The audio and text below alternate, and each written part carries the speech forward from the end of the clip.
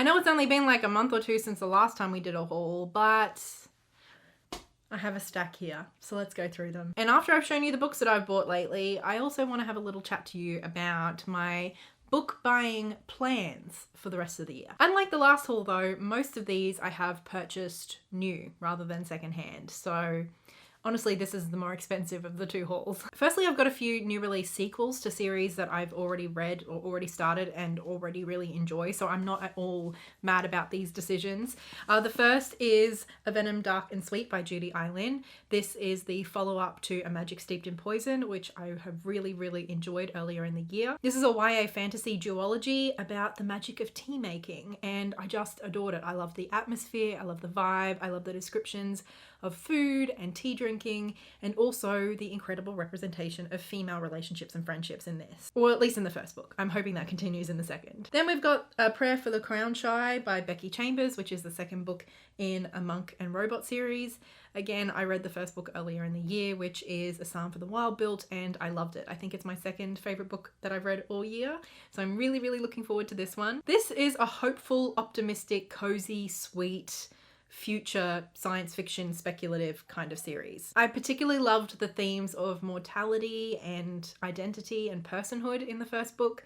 So again, I'm hoping some of those continue because it was just the coziest, sweetest, most heart-touching book I've read in quite a while. Then of course the third novel in the Before the Coffee Gets Cold series by Toshikazu Kawaguchi. This is Before Your Memory Fades. And I'm guessing it's going to be sort of like a very similar premise to the other two books that I've read so far, which basically center in a cafe in Tokyo where people can go to travel in time. There's lots of rules around that time travel, so not many people actually choose to do this, but those that do are usually people who have a lot of grief or regret that they haven't quite been able to work through. So it's a very sentimental, emotional, affirming in some ways kind of series, and I've really enjoyed both books so far. Then these are not all of them, but I've bought the rest of the books in the Lady Trent memoir series by Marie Brennan. I read the first book, loved it, bought the second book, read that one, loved it, and bought the entire series. So now I have 6 of these books.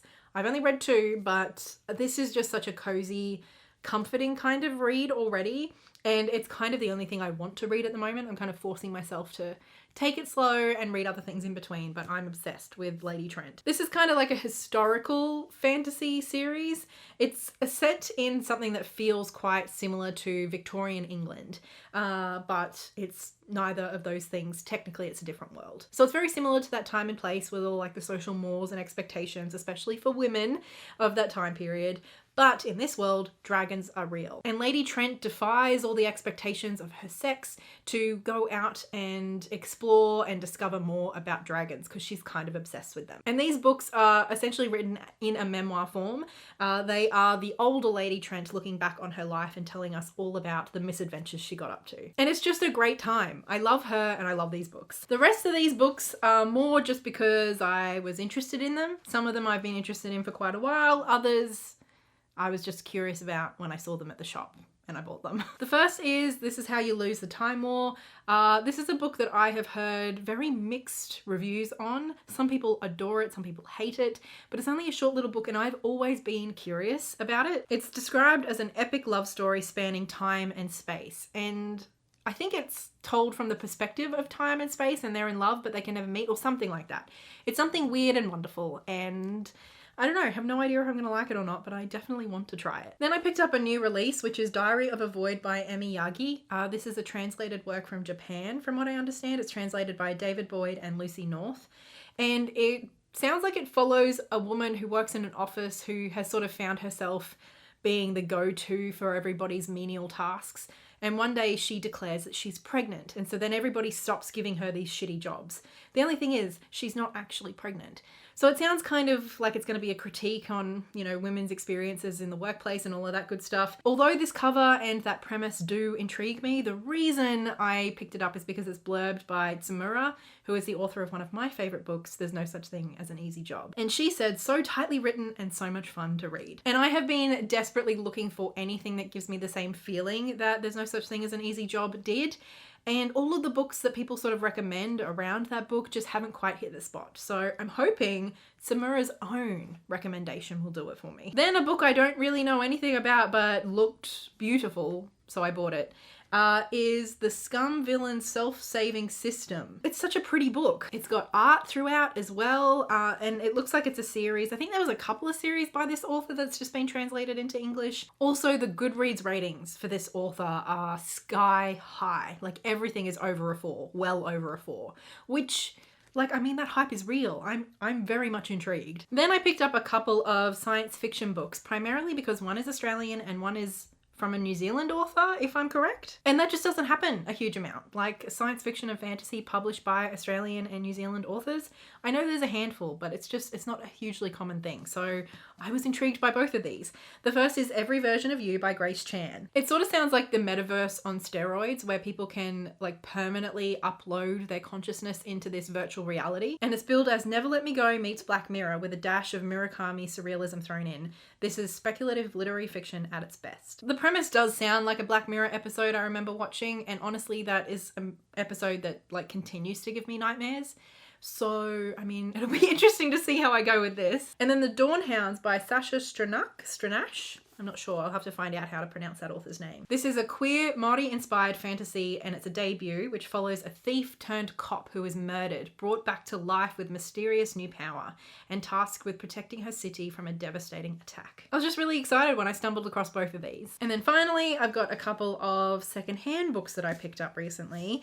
On our way to my pop's funeral in Batemans Bay, we stopped over in Canberra, and they were having the Lifeline Book Fair, which is like one of the biggest book fairs, I think, in Australia.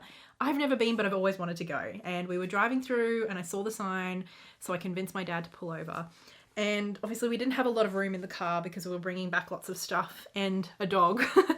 So I kept it to just 2 books, but both of these books are books that I have been sort of interested in. So I'm really happy about both of my purchases. The first is The 10,000 Doors of January by Alex E. Harrow. I've heard quite a bit about this author's novellas lately, but I also have a few friends who really love this book in particular. And another book that I have been interested in reading, but the covers that are currently available in Australia are ugly as hell.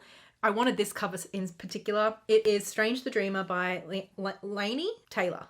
I'm not sure. Let me know in the comments. It's such a pretty cover. So I definitely wanted this one, but it seems like this is not what's being sold in Australia currently. So I was so excited when I found this in the stack of many, many fantasy books at the book fair. This one was only $4. Score! And I think this is the first in a duology. I'm not really sure. So God help me if I have to find the second book in like the same cover. But anyway. I'll start with this one and then see how we go. And then finally, just this morning actually, on my walk with Ollie, I stopped by, as I often do, at a little library that is close to me. Usually I'm the one putting books in it, but today I spotted 100 Years of Solitude by Gabriel Garcia Marquez in this very pretty hardback edition. Now, this book needs no introduction. This is a very, like, is it classic status at this point? I feel like it is. People love this book, and it is a book that I've been curious about, that I've kind of wanted to read, but anytime I see it in a shop, the cover is really ugly. But I really liked this one, and obviously being a little library, it's free. So I picked this one up. I'm not sure when I'll get to reading it, but I do like the idea that it's on my shelf waiting for me for when I'm in the mood. So that's a decent stack of books, and if you watched my last video, you will have seen that I only read 5 books last month. So I'm definitely acquiring books at a faster pace than I'm currently reading. In a really good month, I can read about that many books in a month, but I also have plenty of other books on my shelf that are still waiting to be read. So in an ideal world, I would be buying fewer books a month than I'm actually reading. Obviously, there are a few things that make that a little bit difficult for me sometimes. One is obviously I love going book shopping. I love supporting my local independent bookshops. I love like the discovery process at a secondhand bookshop or a book fair. And then of course, being that I work in a bookshop, I kind of have to be a little bit up to date with some of the new releases. I do have to be buying and reading, if I don't get proofs, reading books that are coming out. And of course, I also get a generous staff discount, which makes buying books all too easy. But I'm also getting to the point where the amount of unread books I have on my shelf is stressing me more than bringing joy, can we say. I'm not normally someone who is particularly concerned with keeping my TBR to a certain level. I don't mind at all that like half of the books that I own I have not yet read. Like that sort of stuff doesn't bother me. To me, it's quite exciting to be able to come to my shelf and just find something new that I already know I want to read, and just pick what suits my mood, because I'm very much a mood reader. But lately, I think that line is kind of being crossed a little bit, and rather than just feeling happy looking at my shelf and all of the books that I get to read at some point, I feel a little bit stressed out by it. So I've decided that just for the rest of the year, that's only like 2.5 months, I am going to limit how many new books I bring into my life. Now, I'm not going on like a full book buying ban because, like I said, being a bookseller and, you know, all of that sort of stuff, that does make that a little bit difficult, a little bit more complicated than perhaps for someone who is not. But basically, I'm going to try and limit myself to a few key categories when I am purchasing books. For example, with series that I've already started. If I've already read a book in a series and I want to continue that series, I'm more than happy to buy the subsequent books in that series. Second is for book clubs that I'm in. I'm in a couple of book clubs, both the one I host on Patreon and one in real life with some friends. For those, obviously, I'm going to need the book to read with everybody. Ollie, are you okay? She wants some attention. In a minute. I'm nearly done, I promise. So in that case, obviously, I can buy the book if I don't already own it to read with the book clubs. And then there are always a handful of new releases this time of year and going into Christmas that are quite big releases a lot of the time that we don't always get enough proofs of for everybody.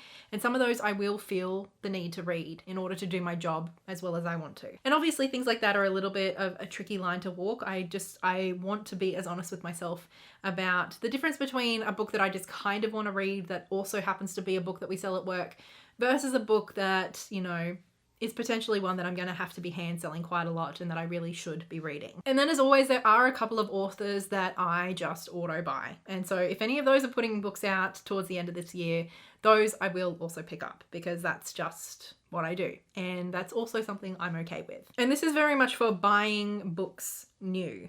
So for proofs that I get at work, like I'm not counting them.